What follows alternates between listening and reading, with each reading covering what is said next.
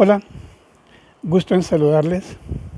Soy Julio Escoto, escritor, y me gustaría comenzar esta plática breve recordando lo que dijo en una entrevista a uno de los más grandes hombres del mundo, Alberto Einstein, el gran profesor de la física que revolucionó al mundo con sus fórmulas.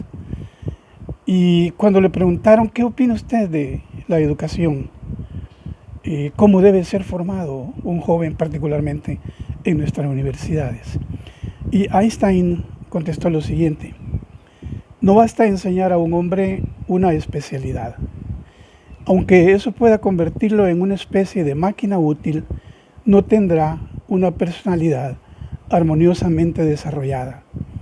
Es esencial que el estudiante adquiera una comprensión de los valores y una profunda afinidad hacia ellos. Debe adquirir un vigoroso sentimiento de lo bello y de lo moralmente bueno.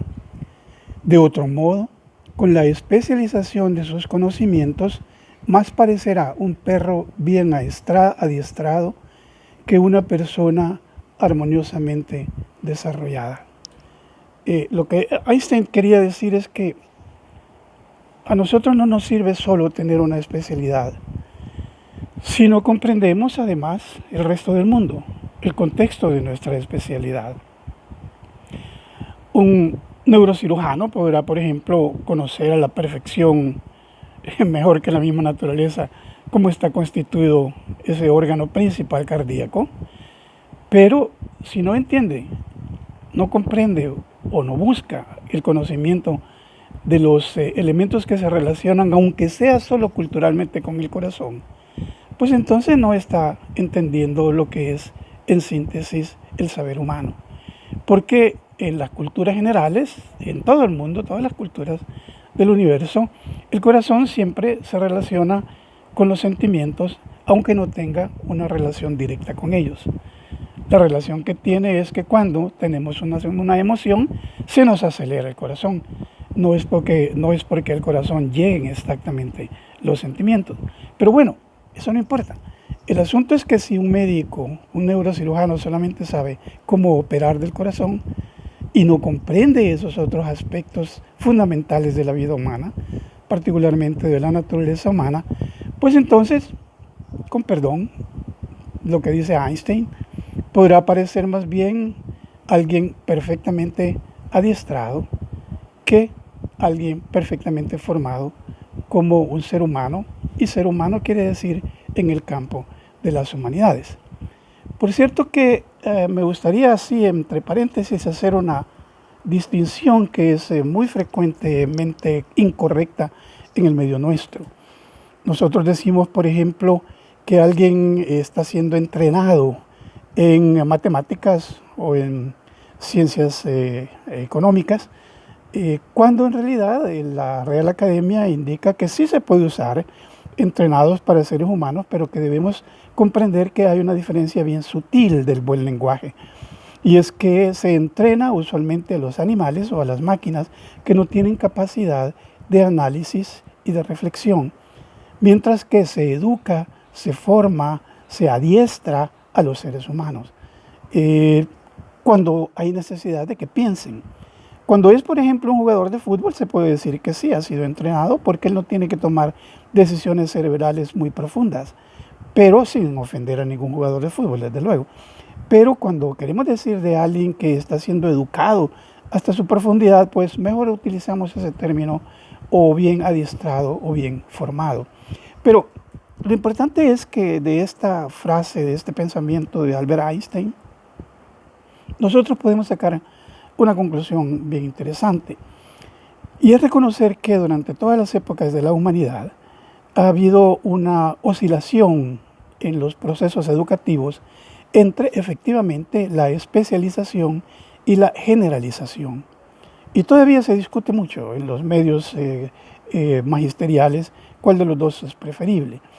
La educación moderna tiende más a hacernos especialistas y muy poco a formarnos en otros campos como ciencias sociales, ciencias naturales, moral, cívica, historia, que es esencial y es importante para nuestra vida diaria, Y mientras que el otro campo, que es el de las generalizaciones, lo que busca es que el individuo se forme con una plataforma, con una estructura, con una base sólida de conocimiento y de ahí después parta hacia la especialización. El asunto no es nuevo. Desde los pueblos antiguos ha habido esta discusión. Sin embargo, nosotros podemos establecer ya ciertos hechos históricos que nos indican el éxito o el fracaso de la línea que se siguió.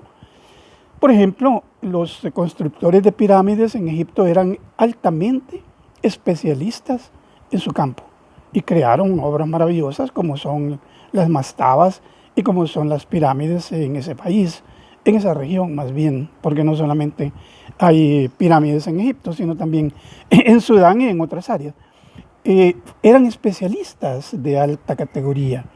Pero si ustedes preguntan cuál es el gran pensador, el gran filósofo de la época de los egipcios, prácticamente no hay ninguno, ¿no? Hay creencias religiosas, pero no hay filosofía. Es decir, no hay lo que llamamos ahora humanidades. En cambio, nos vamos a Grecia en el siglo VI a.C. y vemos que ahí se prefirió la generalización, es decir, el conocimiento universal, el saber universal. Y hallamos en el siglo VI a.C. los más grandes filósofos de la antigüedad, como son Sócrates, Platón y Aristóteles. Aristóteles no solamente se conformó con pensar, meditar y reflexionar, sino que además hizo algo maravilloso y extraordinario. Él clasificó todo lo que en esa época se sabía del universo, del planeta y del cosmos. Es decir, realizó la taxonomía del conocimiento humano. Y hasta ahora, actualmente, seguimos nosotros aún las tendencias, las partidas, las divisiones que hizo Aristóteles del conocimiento humano y nos indica pues un hombre genial, como lo fue Einstein posteriormente, como lo fue en la Reforma, Leonardo da Vinci, Rafael Sanzio, Durero, etc. Parece que cada 500 años en la humanidad surge un hombre o una mujer que estremece al planeta y que le hace cambiar de forma de pensar y de forma de actuar. Pero usualmente estos grandes pensadores no son en sí en primer lugar especialistas, sino que son en primer lugar generalistas, es decir, humanistas. Saben de historia, saben de la naturaleza, saben de astronomía, saben de matemáticas y luego se especializan como Arquímedes, por ejemplo, en física o como tantos otros más en diversos campos y nos dicen que hay que tomar una decisión en cierto momento, que cuando nosotros nos graduemos, cuando ustedes se gradúen de la universidad, deberán decidir si se quedan allí o si comienzan de nuevo a estudiar. Esto suena muy aburrido. Dirán, ¿cómo? Voy a pasar 6 años, 7, 8 años en la universidad y luego que salga voy a seguir estudiando. Eso es absurdo. Y tienen algún grado de razón si vamos a dedicarnos únicamente a pensar en el esfuerzo y en la pereza. Pero si quieren